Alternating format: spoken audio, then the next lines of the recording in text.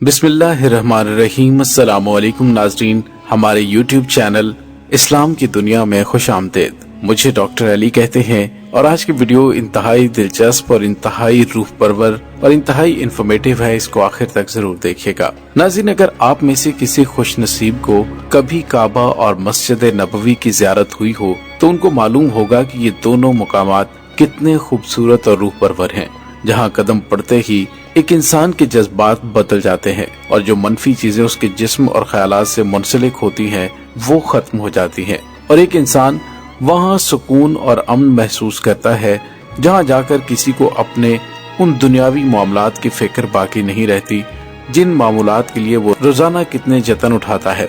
नाज़रीन, आज मस्जिदुल हराम और मस्जिद नबवी जिस डिजाइन में हमारे सामने है, इसको डिजाइन करने वाले का नाम मोहम्मद इस्माइल कमाल था। वो एक मिस्त्री, इंजीनियर और आर्किटेक्ट था जिसने जाहिरी दुनिया बूदोबार से दूर रहने को तरजीह दी।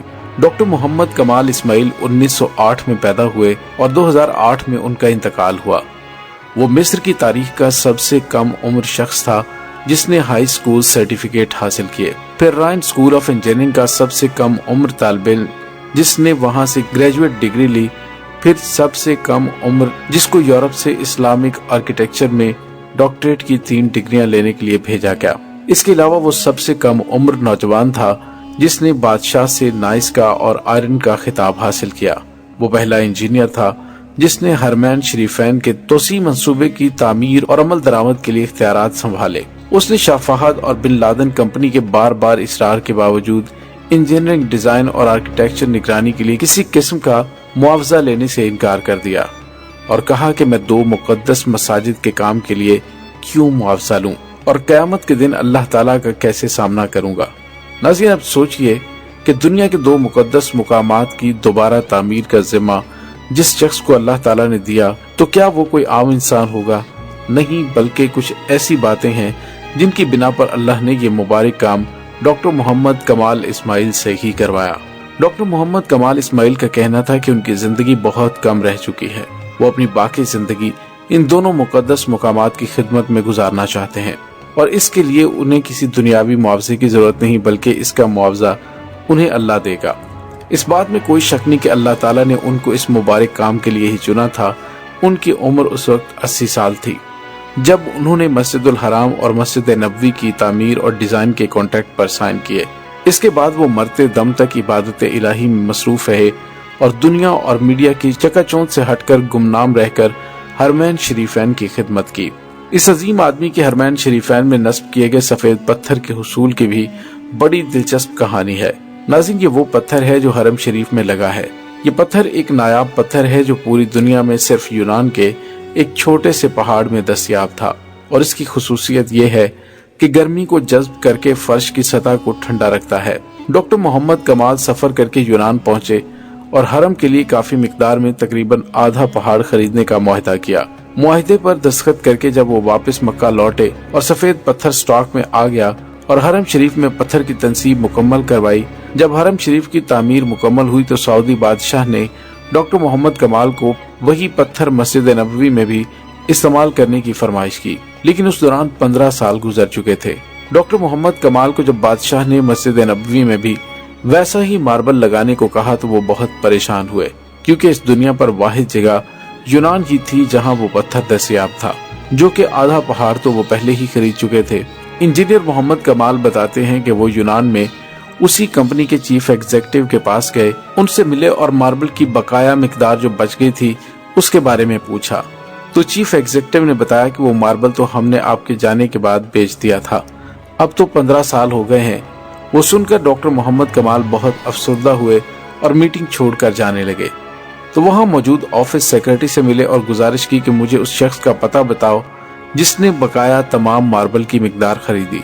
तो उसने कहा कि पुराना रिकॉर्ड तलाश करना मुश्किल है, लेकिन आप मुझे अपना फोन नंबर दे जाएं, मैं तलाश करने की कोशिश करती हूँ। उन्होंने अपना नंबर और होटल का बताया और अपने होटल वापस चले गए। दफ्तर छोड़ने से पहले डॉक्टर मोहम्मद कमाल ने सोचा कि मुझे क्या जरूरत है कि किसने खरीदा हो, अल्लाह खुद ही बंदोबस्त करेगा। फिर अगले दिन एयरपोर्ट जाने से चंद घंटे कबल उन्हें एक फोन कॉल आई कि मुझे मार्बल के खरीदार का एड्रेस मिल गया है। डॉक्टर मोहम्मद कमाल ये सुनकर बहुत खुश हुए, लेकिन साथ ही साथ उन्हें ये डर भी था کہ اتنا لمبا عرصہ گزر جانے کے بعد اس خریدار سے ملاقات ہو پائے گی یا نہیں۔ وہ دفتر پہنچے تو سیکرٹری نے کمپنی کا بتا دیا جس نے ماربل خریدا تھا، اور جب ڈاکٹر کمال نے پتہ دیکھا تو کچھ دیر کے لیے اس کا دل دھڑکنا بھول گیا، پھر زور کا سانس لیا کیونکہ وہ کمپنی جس نے ماربل خریدا تھا وہ ایک سعودی کمپنی تھی۔ ڈاکٹر کمال نے سعودیہ کی فلائٹ پکڑی اور اسی دن وہ سعودی عرب پہنچے اور سیدھا اس کمپنی کے دفتر پہنچے۔ ڈائریکٹر ایڈمن کو ملے اور پوچھا کہ آپ نے اس ماربل کا کیا کیا جو یونان سے خریدا تھا؟ تو اس نے جواب دیا کہ مجھے یاد نہیں۔ پھر اس نے سٹاک روم سے رابطہ کیا اور ان سے پوچھا کہ وہ سفید ماربل جو یونان سے منگوایا تھا وہ کہاں ہے؟ تو انہوں نے کہا کہ وہ ساری مقدار موجود ہے اور اس کو کبھی استعمال نہیں کیا گیا۔ یہ سن کر ڈاکٹر محمد کمال ایک بچے کی طرح رونے لگے اور کمپنی کے مالک کو پوری کہانی سنائی۔ اس نے کمپنی کے مالک کو بلینک چیک دیا اور کہا اس میں جتنی رقم بھرنی ہے بھر لو اور ماربل کی تمام مقدار میرے حوالے کر دو۔ جب کمپنی کے مالک کو پتا چلا کہ یہ تمام ماربل ہمارے پیارے نبی حضرت محمد صلی اللہ علیہ وآلہ وسلم کی مسجد نبوی میں استعمال ہونا ہے تو اس نے کہا کہ میں 1 ریال بھی نہیں لوں گا۔ اللہ نے یہ ماربل مجھ سے خرید کروایا اور پھر بھول گیا، اس کا مطلب یہی تھا کہ یہ ماربل مسجد نبوی میں استعمال ہونا ہے۔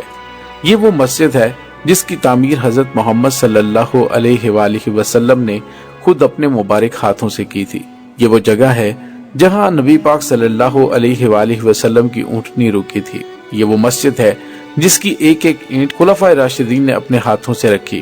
یہ وہ مبارک مقام ہے جہاں اہل بیت اطہار کے مقدس ترین گھر تھے، جہاں تمام اختلافات بھلا کر دنیا بھر کے تمام مسلمانوں کے دل ایک ہو جاتے ہیں، جہاں دنیا بھر سے ہزاروں مسلمان ہر سال اپنے ایمان کی مضبوطی کے لیے آتے ہیں۔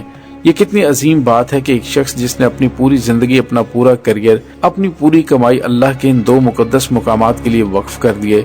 وہ کوئی دوسرا بڑا پروجیکٹ بھی لے سکتا تھا جہاں سے اس کو بے تحاشا دولت مل جاتی، لیکن اللہ نے ڈاکٹر کمال کو ان کے مضبوط ایمان اور نیک جذبے کی بدولت اس مبارک کام کے لیے چنا۔ ناظرین، امید ہے آپ کو ہماری آج کی ویڈیو پسند آئی ہوگی۔ پسند آئے تو لائک اور شیئر کرنے کے ساتھ ساتھ کمنٹ سیکشن میں سبحان اللہ کمنٹ ضرور کر دیجئے اور ہمارے چینل کو سبسکرائب کر کے ویڈیو کو زیادہ سے زیادہ لائک اور شیئر ضرور کریں۔ ڈاکٹر علی کو اجازت دیجئے۔ اللہ وارث۔